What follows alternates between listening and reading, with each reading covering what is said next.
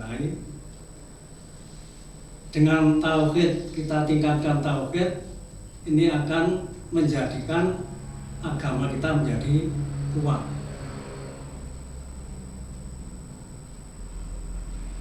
Oleh karena itu, marilah kalau kita sudah hafal tentang rukun Islam, yang mana rukun Islam yang utama adalah membaca syahadat.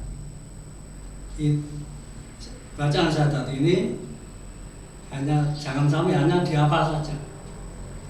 Mari kita resapi dengan benar. Asyhadu an la ilaha illallah wa asyhadu anna Muhammadar Rasulullah. Aku bersaksi bahwa tidak ada Tuhan yang berhak kita ibadahi kecuali hanya Allah. Dan aku bersaksi bahwa Nabi Muhammad adalah utusan Allah. Ini kalimat asyhadu, aku bersaksi. Aku bersaksi. Ini memang harus kita ucapkan dengan lisan. Kita ucapkan dengan lisan. Kemudian kita yakini. Jadi bukan hanya lisan roh, tapi kita yakini dalam hati kita. Setelah kita ucapkan, kita yakini dalam hati kita, kita amalkan, kita sebarkan kepada yang lain. Kita sebarkan kepada yang lain. Ini namanya aku bersaksi. Dakwah, ngajak untuk kalimat tauhid. La ilaha illallah Muhammadur Rasul. La ilaha illallah Muhammadur Rasul. Tapi kalau saat tadi asyhadu an la ilaha illallah wa asyhadu anna Muhammadar Rasul. Jadi kita betul-betul bersaksi. Insya Allah kalau tauhid kita kuat, insya Allah agama kita juga akan kuat. Maka Allah mengenalkan kepada kita. Allah mengenalkan pada kita.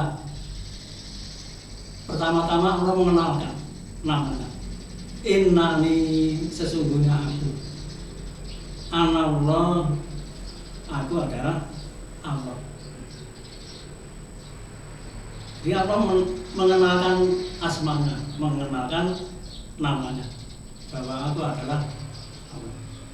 La ilaha illa ana.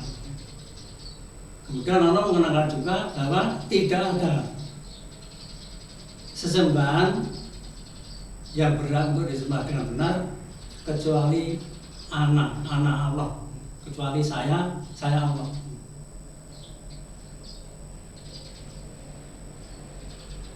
Oleh karena itu kita tidak boleh menyekutukan Allah.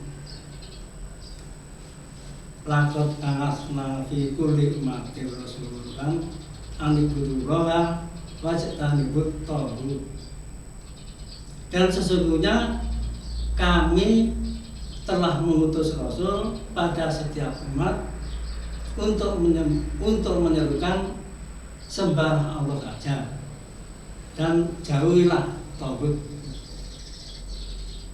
Jauhilah sesembahan selain Allah. Ini supaya kita menjauhi menyembah berhala, menyembah batu, menyembah benda-benda yang lain. Kita tidak boleh. Anibudullah ini menunjukkan hanya beribadah pada Allah. Wajtanibut taghut, dan jauhilah kesyirikan. Jauhilah syirik.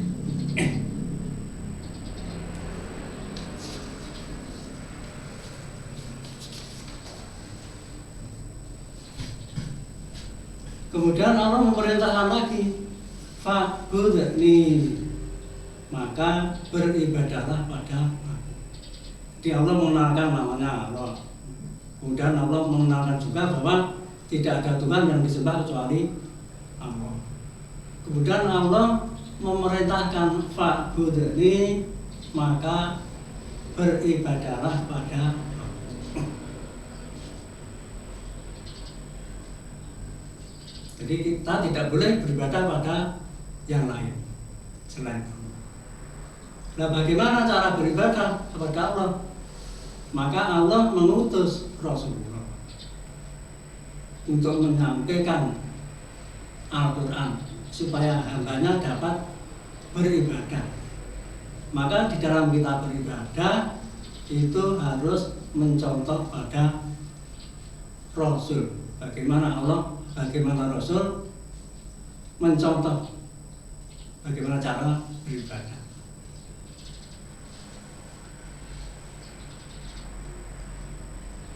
Fa'bud ini cara supaya kita beribadah kepada Allah. Wa aqimis sholata lidzikri, dan dirikanlah sholat untuk mengingat aku.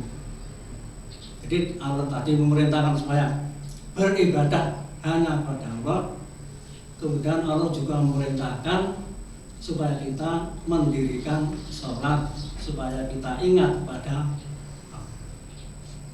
Jadi kalau kita sholat 5 waktu dalam sehari semalam, itu supaya kita selalu ingat pada Allah. Kemudian untuk menguatkan la ilaha illallah, menguatkan la ilaha illallah, bagaimana kita cara mengetahui bahwa kita betul-betul meyakini bahwa tidak ada Tuhan yang disembah kecuali Allah. Fa'lam annahu la ilaha illallah, ketahuilah bahwa sesungguhnya tidak ada Tuhan yang disembah dengan benar kecuali hanya kepada Allah. Allah mengatakan fa'lam, ketahuilah, berpikirlah, berilmulah.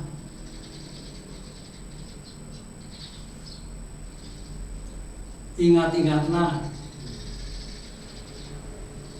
Maka kita harus berilmu tentang la ilaha illallah supaya kita lebih kuat di dalam kita meyakini la ilaha illallah, yaitu fa'lam, supaya kita mengetahui bagaimana cara, yaitu dengan cara kita meyakini asmaul husna, kita mempelajari nama-nama Allah yang baik. Nama-nama Allah itu di dalam Al-Quran dan juga di dalam Al-Hadis. Di dalam Al-Quran ada 86 nama, kemudian dalam Al-Hadis ada 13 nama, sehingga jumlahnya 99 nama yang baik, Asmaul Husna. Jadi dengan kita mengenal, mempelajari tentang nama-nama Allah, itu insya Allah keyakinan kita terhadap la ilaha illallah akan semakin kuat. Walillahil asmaul husna fad'uhu biha, dan Allah memiliki nama-nama yang baik, asmaul husna, maka mohonlah kepadanya dengan menyebut nama. Jadi kan kalau kita itu berdoa itu juga menyebut nama Allah. Misalnya Allahumma Rabbil firli Rabbana atina fid dunya hasanah wa fil akhirati hasanah wa qina adzabannar. Seperti dalam sholat itu tercantum berapa nama dalam sholat, nama seperti Allahu Akbar, Allah Maha Agung. Kemudian dalam doa iftitah, Allah Maha Terpuji, Maha Suci, kabira walhamdulillahi katsira wa subhanallahi bukratan wa asila. Allah Maha Suci. Kemudian dalam surat Al-Fatihah itu ada Ar-Rahman, ada Ar-Rahim, ada Alhamdulillah Maha Terpuji, ada Al-Malik, itu semua nama-nama Allah. Belum nanti dalam membaca surat, kemudian dalam rukuk kita membesarkan Allah, mengagungkan Allah, Subhana Rabbiyal Azim, Allah Maha Agung, Maha Suci Allah yang Maha Agung. Kemudian ketika kita bangun dari rukuk, Sami'allahu liman hamidah, Sami'un, Allah Maha mendengar. Itu sifat-sifat yang baik bagi Allah itu untuk kita. Allah Maha mendengar. Karena Allah Maha mendengar, maka kita jangan sampai berbicara yang tidak ada gunanya, berbicara yang bermanfaat, karena didengar oleh Allah dengan membaca Al-Quran dan sebagainya, dengan membaca hadis dan sebagainya, qiraah. Ini yang baik-baik didengar oleh Allah. Dan Allah sangat senang kalau kita mengucapkan kalimat-kalimat yang baik. Dan Allah tidak suka kalau kita mengucapkan kalimat-kalimat, kata-kata yang tidak baik didengar oleh Allah. Maka jangan sampai ketika kita mengucapkan, ketika kita didengar oleh Allah, kita dalam berkata yang tidak baik. Jangan sampai, karena didengar oleh Allah. Maka ketika kita didengar Allah, maka kita berucap, berkata yang baik-baik. Allah akan senang. Nah, ketika kita sujud, kita juga memahasucikan Allah. Subhana Rabbiyal A'la, Maha Suci Allah yang Maha Tinggi. Allah Maha Tinggi, dan kita adalah rendah. Kita rendah, kita butuh pada Allah. Kita butuh pertolongan Allah. Kita sangat lemah. Ketika kita bangun dari sujud, Allahumma firli warhamni wajibuni wahdini waryukni, itu semua sifat-sifat Allah. Allahumma firli, Allah Maha Pengampun. Allah Maha Pengampun. Allah adalah ahli yang memberi ampun. Warhamni, Rahman. Allah yang Maha Rahman dan Maha kasihanilah aku ya Allah. Wajburni, selesaikan masalahku ya Allah. Wajburni,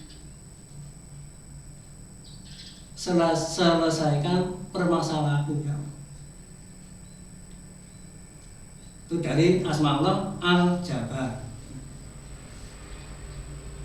Warfa'ni, Allahumma firli warhamni wajburni wahdini, ya Allah tunjukilah aku. Allah Maha memberi petunjuk, Al-Huda. Waryukni, ya Allah berilah rezeki pada aku. Allah Ar-Razzaq. Dan rezeki ini bisa berupa materi, juga bisa berupa iman. Termasuk keimanan itu adalah rezeki dari, dan lain-lainnya itu Asmaul Husna.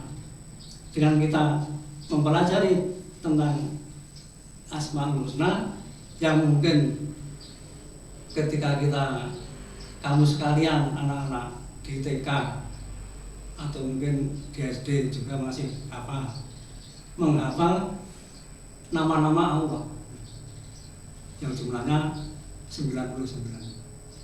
Maka itu tidak hanya dihafal saja, tapi diyakini.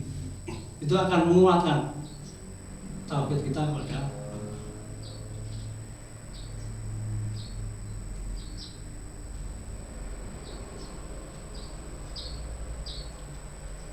Ini dalam sholat saja sudah sekian. Berapa? sifat-sifat Allah, nama-nama Allah yang kita sebut setiap hari. Ini cara pertama untuk mengenal Allah, la ilaha illallah. Cara yang kedua adalah mengetahui hanya Allah yang menciptakan, Allah yang mengatur.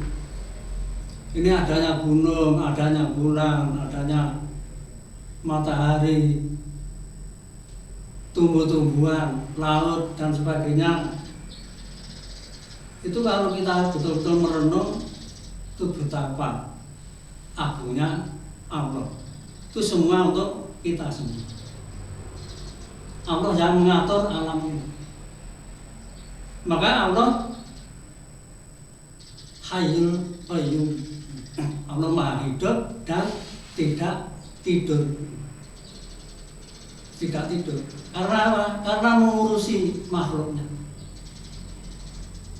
Semua makhluk diurusi oleh Allah. Maka Allah tidak. Allah Maha Hidup dan Allah tidak akan tidur. Tidak tidur. Maha tidak tidur. Karena mengurusi makhluk yang paling kecil maupun yang paling besar itu diurusi oleh Allah. Maka dengan kita merenung tentang pencipta Allah, tentang perbuatan Allah, kesempurnaan Allah, keagungan Allah, itu sehingga kita akan mencurahkan tenaga kita untuk beribadah pada Allah, menyembah kepada Allah Rabbul Alamin, Allah yang ngopeni kita. Rabb itu ngopeni, memelihara pada kita. Itu dengan kita itu merenung tentang menciptakan Allah, menciptakan apa yang ada di dunia ini, sehingga tauhid kita akan lebih. Allah juga memberikan nikmat lahir maupun batin. Nikmat lahir maupun batin yang berwujud materi sangat banyak sekali, kita tidak mampu untuk menghitungnya. Nikmat lahir, nikmat batin, kita diberi oleh Allah kekuatan iman, kita dapat ngaji, kita dapat berjalan sampai ke SD ini. Itu semua nikmat dari Allah. Kalau kita mengingat-ingat nikmat Allah yang diberikan pada kita, insya Allah tauhid kita akan lebih.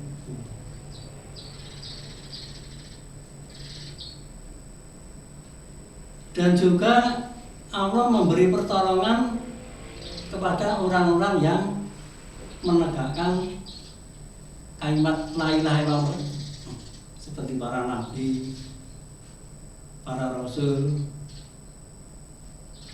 Dan Allah menghukum orang-orang yang menentang pada kalimat la ilaha illallah, seperti Fir'aun itu kan menentang Nabi Ibrahim. Allah menolong Nabi Ibrahim menghancurkan Fir'aun. Allah menolong Musa menghancurkan Namrud. Allah menolong Nabi Nuh dan sebagainya. Allah menolong Rasulullah Nabi Muhammad SAW. Akhirnya orang-orang kafir mendapatkan suatu kehancuran. Ini kita dengan melihat ini semua, ini berarti tauhid itu adalah kuat. Tauhid itu adalah kalimat la ilaha illallah, itu adalah kalimat yang agung. Juga kalau kita melihat berhala-berhala yang disembah mereka, dia tidak bisa mengurusi dirinya. Kalau ketemplean nalar rasa busa, berhala itu tidak bisa menolong dirinya. Misalnya kena kotoran lalat, kena kotoran cecak dan sebagainya, tidak bisa membersihkan dirinya sendiri, tidak bisa membersihkan. apalagi untuk dirinya sendiri hanya tidak bisa, apalagi menolong orang yang menyembah berhala tidak bisa. Maka kita dengan demikian la ilaha illallah. Jadi kita seperti apa yang saya sampaikan itu kita renungkan. Dan kitab-kitab sebelum Rasulullah itu semua mengajarkan tentang kalimat tauhid, mendakwakan, mengajarkan tentang la ilaha illallah. Kemudian yang juga yang paling besar kita di dalam meyakini bahwa tidak ada Tuhan yang disembah kecuali Allah, kita mempelajari Al-Quran dan As-Sunnah. Itu adalah untuk merenung kita yang paling besar adalah kita merenung Al-Quran dan As-Sunnah. Itu seperti yang pertama tadi, yaitu tentang merenung tentang nama-nama Allah yang sangat bermanfaat bagi kita semua. Allah itu maha santun, Rauf. Rauf itu Allah menyantuni terhadap hamba.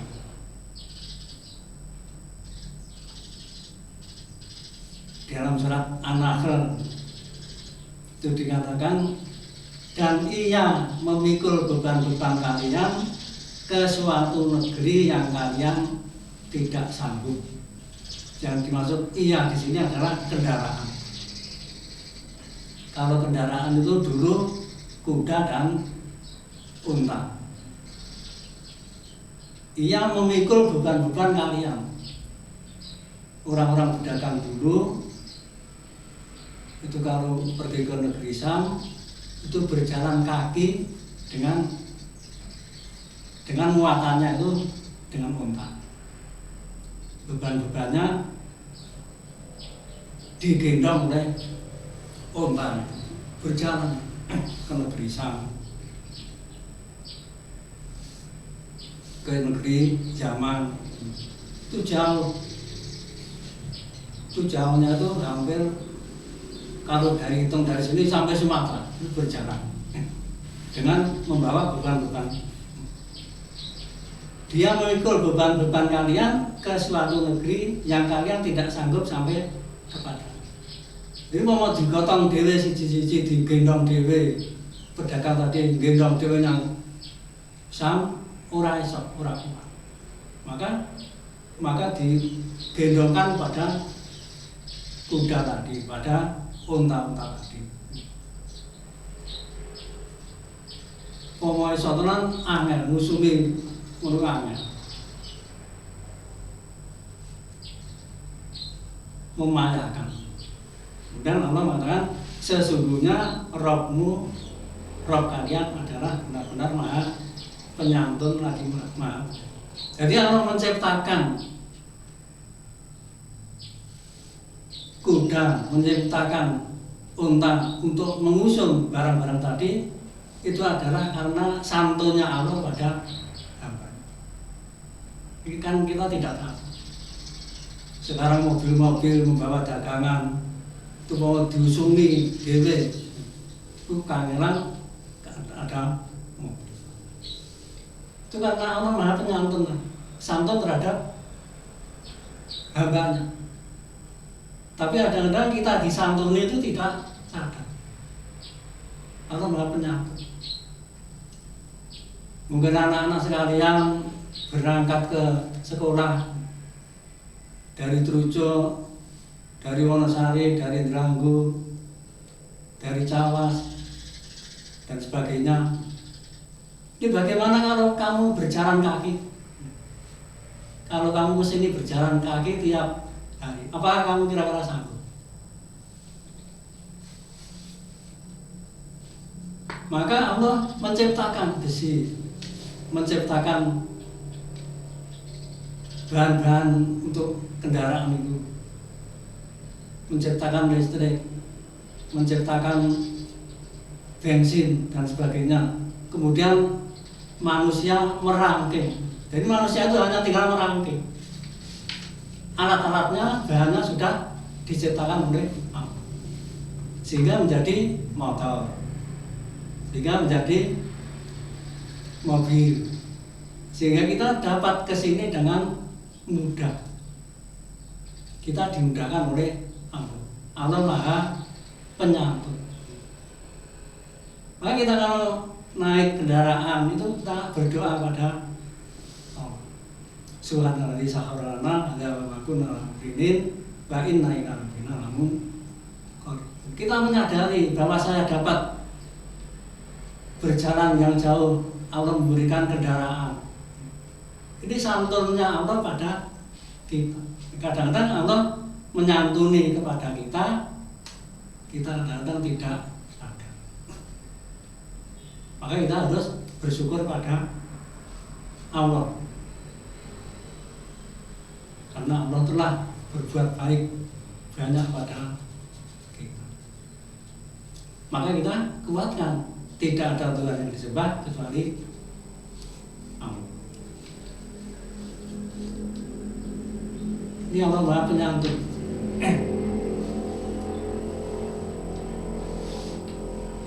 Rauf, Ar-Rauf, Ar-Rauf. Rabbana firlana bali ihfanina dina sabakuna bil iman wala taj'al fi qulubina illal ladzina amanu Rabbana innaka ra'ufur rahim. Wahai Rabb kami, berilah ampun kepada kami, kepada saudara-saudara kami yang telah beriman, yang lebih dahulu, yang telah beriman yang lebih dahulu, baik yang sudah meninggal maupun masih hidup. Dan janganlah engkau membiarkan dalam hati kami terhadap orang yang beriman itu suatu membiarkan dengki. Jangan membiarkan hati kami, jangan membiarkan dalam hati kami itu rasa dengki terhadap saudara kami yang beriman. Jadi hati kita ini jangan sampai dibiarkan oleh Allah ada rasa dengki tadi. Lagi namamu Rabbana innaka. Ya Allah, janganlah Engkau biarkan hati kami ini ada gil. Jadi minta kepada Allah supaya dengki kita ini dihilangkan oleh Allah. Ya Allah, sesungguhnya Engkau innaka Raufur Rahim, Engkau adalah Maha Penyantun lagi Maha Penyayang. Jadi kalau orang itu juga santun terhadap orang lain, itu tidak akan mempunyai rasa gil terhadap yang lain, rasa dengki terhadap yang lain, iri terhadap yang lain. Jadi kalau kita itu ada rasa rauf, penyantun pada orang lain, ini adalah raufnya Allah, raufnya cahaya raufnya Allah yang diberikan pada hamba. Jadi kalau orang itu mempunyai rasa kasih sayang, mempunyai rasa santun, rasa hormat, itu adalah pemberian Allah, cahaya dari Allah.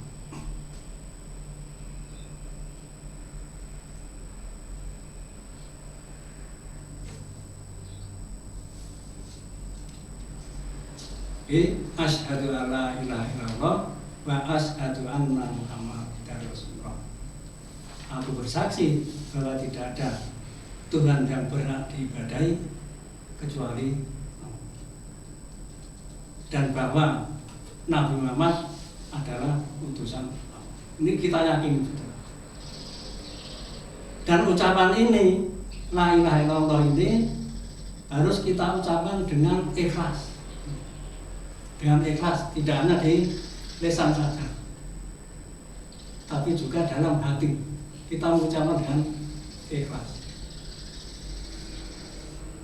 Kita ucapkan dengan jujur. La ilaha illallah. Ucapkan dengan jujur. Lisan kita mengucapkan, hati kita juga mengucapkan. Orang lesane ngunake ning atine ora. Ini berarti la ilaha illallahnya belum benar. Wong lesane tok ning atine ora. Harus jujur, ikhlas, jujur. Juga kalimat la ilaha illallah ini kita ucapkan dengan rasa cinta kepada Allah. Rasa cinta kepada Allah.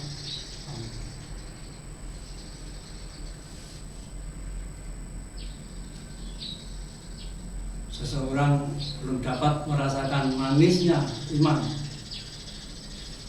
sebelum cintanya kepada Allah melebihi cintanya kepada yang sebelum cintanya kepada Allah dan cintanya pada Rasul melebihi cintanya pada yang jadi cinta kita kepada Allah, cinta kita kepada Rasul adalah yang kita utamakan, yang kita dahulukan.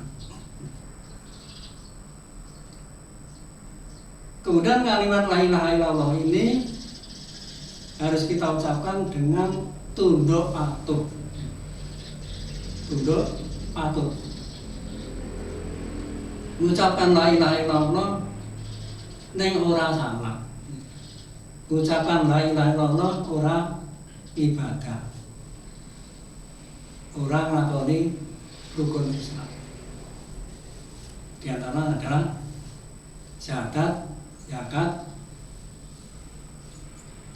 sholat, zakat, puasa, dan ibadah haji itu kalau mau. Jadi harus tunduk patuh. Bagaimana Allah memerintahkan kepada kita. Dan tunduk patuh, apa yang dilarang oleh Allah harus kita singkiri. Kita mengatakan la ilaha illallah tapi masih mudah melanggar larangan Allah. Larangan Allah dilanggar dengan mudah, merasa tidak salah, merasa tidak berdosa. Maka Bapak, Ibu, saudara-saudara, anak-anak yang kami hormati, marilah kita kuatkan tauhid ini kepada Allah sehingga agama kita menjadi lebih kuat. Kemudian yang kedua yaitu tentang dengan Ramadan ini, karena bulan Ramadan ini adalah hari bulan diturunkannya Al-Quran, mari kita tingkatkan kualitas kita di dalam membaca Al-Quran. Kemarin pengajian akad pagi oleh Al-Ustaz Nur Khalid Saifullah LCMB itu menganjurkan kita supaya di jajaran pendidikan ini supaya meningkatkan kualitas kita dalam membaca Al-Quran. Lalu juga mengatakan ojo mung trimo maca gradal-gradul. Ojo trimo gradal ya wis. Karena kalau gradal-gradulnya itu dalam rangka proses itu tidak masalah. Malah mendapat pahala 2 kali lipat. Tapi kalau gradal-gradulnya itu wis sudah cukup, tidak menginginkan lagi untuk menikah, ya nanti akan bertanggung jawab di hadapan. Oleh karena itu di sini anak-anak sekalian, mari kita tingkatkan kualitas kita di dalam membaca Al-Quran.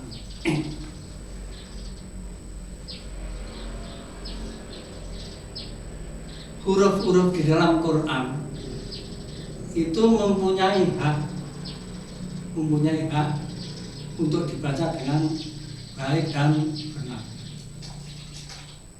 Oleh karena itu kita wajib memenuhi hak tersebut.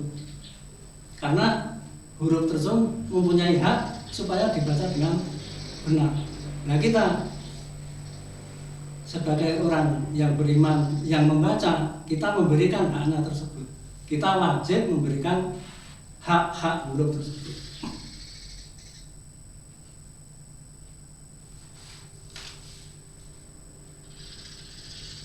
Nah, huruf tersebut masing-masing keluar dari makhraj-makhrajnya yang tertentu.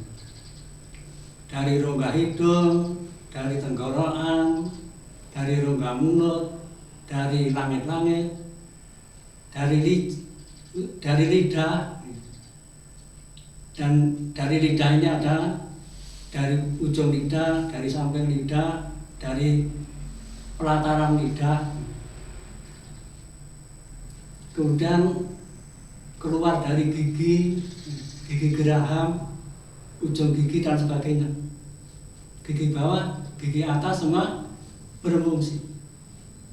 Kemudian dari kedua bibir, ini semua berfungsi untuk mengeluarkan huruf-huruf tersebut. Ya, seperti a i u ba u an a ni a na ni na mu ni ma i an a ni a. Ini dari tenggorokan yang paling bawah. Nek Latin butuh muni a, tapi kalau karena ini guru Al-Quran dikeluarkan dari tenggorokan paling bawah. A harus benar. Babi bu bab bu bam bani bab nani namu bani mabi bam bani bab. Keluar dari bibir, dari kedua bibir bagian dalam.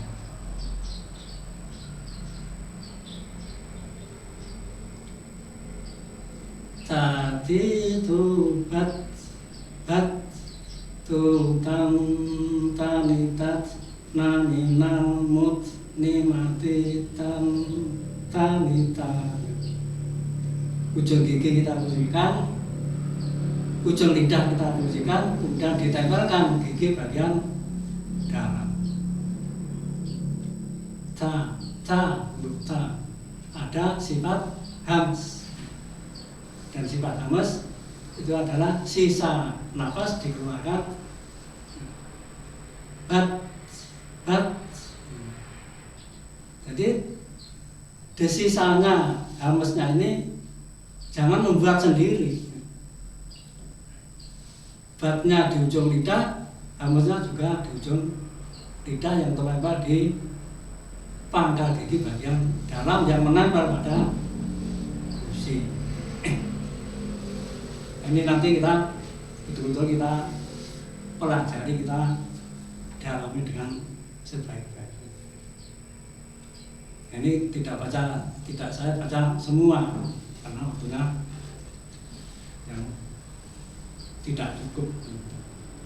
Oleh karena itu bahwa huruf-huruf yang punya hak tadi ada sifat hamas, ada sifat jahil, ada syiddah, ada rokhwah, dan di antara syiddah dan rokhwah ada sifat tawasul, ada istilah, ada istifal, ada irba,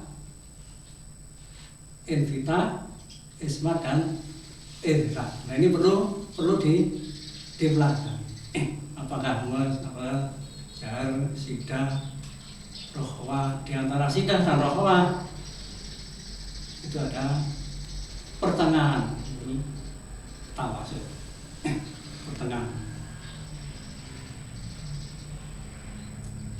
Kadang-kadang syiddah itu kan kuat, rokhwah itu mengalir. Kadang-kadang sebetulnya itu mengalir dibaca dengan kuat, sebetulnya kuat dan sebagainya, sebetulnya itu tawasud tapi dibaca dengan rohwa sehingga terlalu kepanjangan.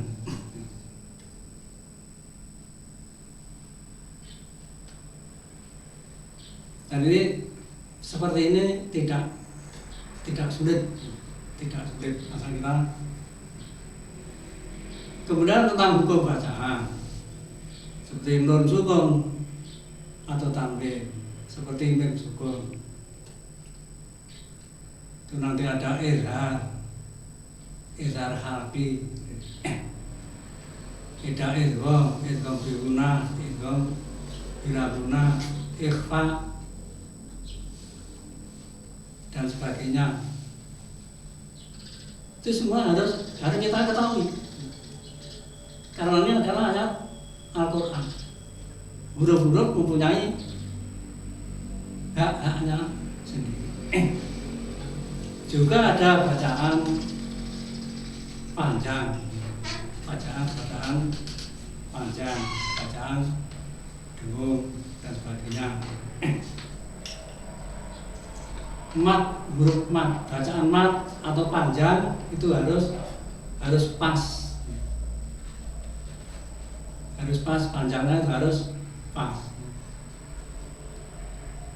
Ada mat topiai, ada mat lazim dan sebagainya, itu jumlahnya ada kurang lebih 13 macam tentang bacaan mat. Maka dengan mulai Ramadan ini kita tingkatkan kualitas bacaan Al-Quran kita dengan baik dan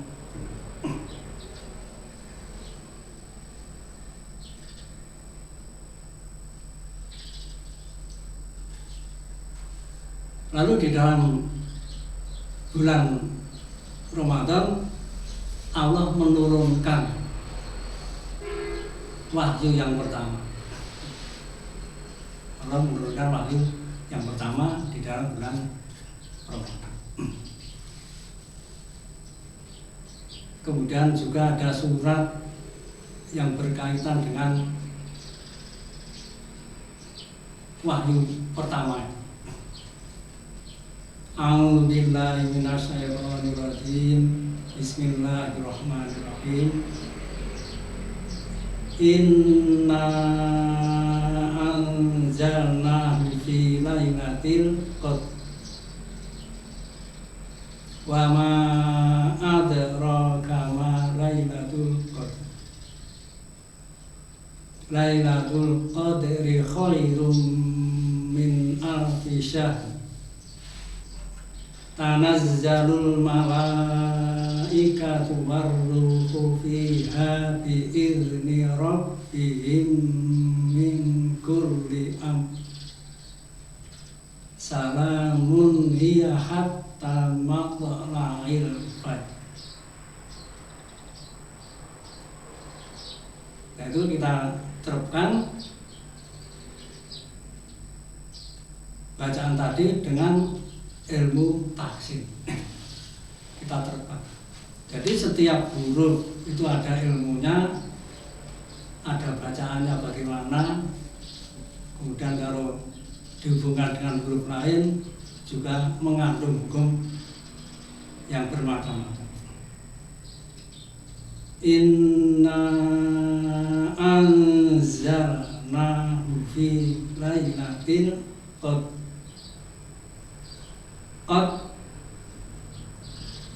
Dan nanti kemudian rohnya juga, jadi bukan qadr, anza. Nanti bertemu dengan za. Huruf za itu ujung lidah ditempelkan ujung gigi bawah, itu antara atas dan bawah. Anza.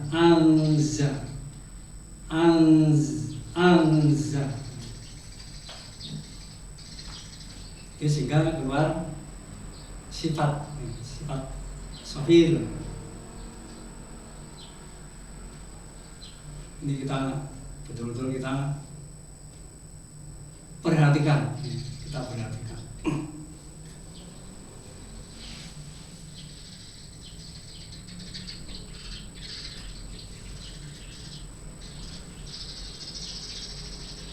Inna anzalnahu fi lailatul qadr wa ma adraka ma lailatul qadr. Adra.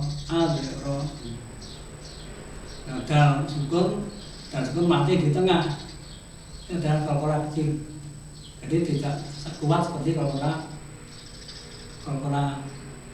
besar yang mati di pakok.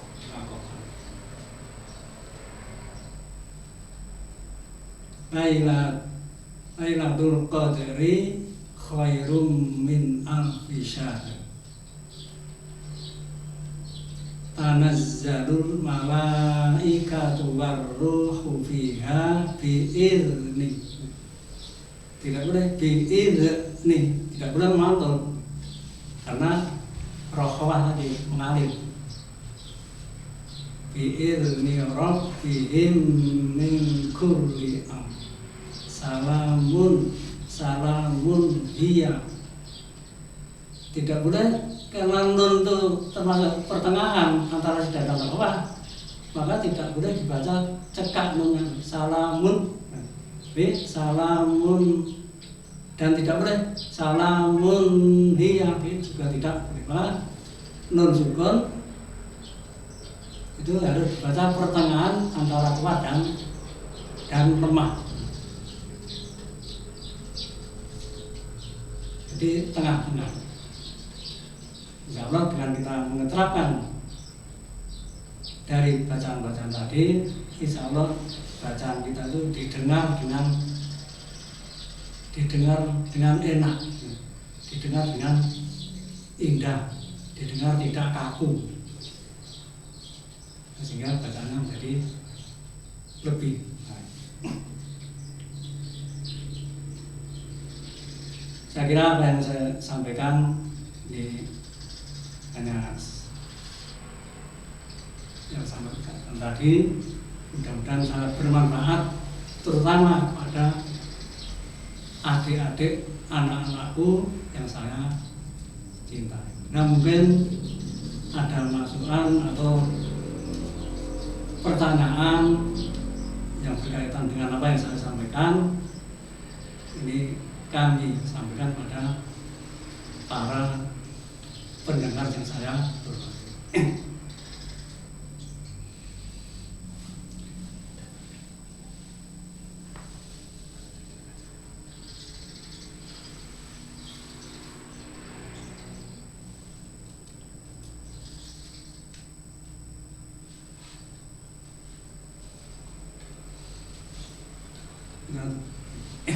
Nah, mungkin baru berpikir sehingga belum dapat memberikan masukan atau pertanyaan yang sampai pada kami. Kami ulang lagi, mudah-mudahan apa yang saya sampaikan ini akan lebih menguatkan tauhid anak-anak kita untuk meyakini keimanan kita hanya beribadah hanya kepada Allah, sehingga kita insya Allah dapat terselamatkan dari kesyirikan, dari syirik. Dan mudah-mudahan dengan Ramadan ini, karena bulan Ramadan adalah turunnya Al-Quran, maka marilah kita tingkatkan setelah Ramadan ini kualitas kita di dalam membaca Al-Quran. Jangan sampai kita nanti meninggal dunia dalam keadaan belum dapat membaca Al-Quran dengan baik dan benar. Dan itu nanti kalau seseorang itu tidak dapat membaca Al-Quran dengan baik dan benar, nanti di akhirat orang yang paling menyesal. Orang yang paling menyesal adalah orang yang diberi kesempatan hidup di dunia tidak dapat membaca Al-Quran dengan benar, dengan baik dan benar. Uripe mung pisan ora iso maca Al-Quran dengan baik, akan menyesal. Padahal kalau menyesal di akhirat itu sudah tidak ada guna. Maka kita masih mempunyai kesempatan yang sangat banyak, apalagi adik-adik. Mari kita tingkatkan hafalan Al-Quran juz amma. Siapa yang belum hafal juz amma? Siapa yang sudah? Ini kesempatan waktu ini kita gunakan untuk menghafal. Setidak-tidaknya juz amma itu harus hafal. Saya yang sudah tua ini sangat menyesal. Kekurangan saya juga masih banyak, masih kekurangan yang sebetulnya dapat dilakukan ketika muda, itu ingatnya sudah tua, mikirnya sudah tua sehingga menyesal yang sulit untuk dilakukan. Terus tua, sudah tua.